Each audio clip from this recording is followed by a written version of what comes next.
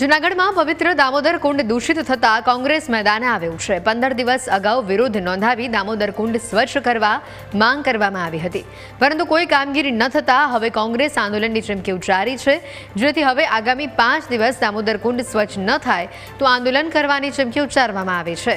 એક તરફ વરસાદે વિરામ લીધો છે તો બીજી તરફ પાણીની આવક હજી પણ ચાલુ છે।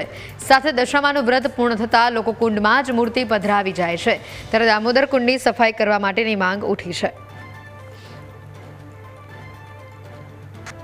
यहाँ हमारे दामोदर कुंड है जहाँ पर इतनी गंदगी रहती है कि क्या बोले, आपको बोल नहीं सकते।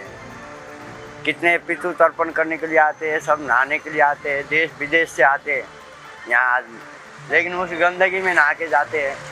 कितने गटर के पानी जा रहे हैं, कितने वो जा रहे हैं, पर प्रशासन को कुछ मतलब नहीं है। सरकार से कितना अनुदान भी आता है दामोदर कुंड के लिए, लेकिन वो अनुदान भी कहाँ जाता है कुछ पता नहीं है। और सरकार क्या देख रही है क्या नहीं देख रही है, हम लोगों का साधु का यही कहना है कि उसको साफ सफाई रखे सरकार, उसका देख रेख करे तो सबके लिए सही है।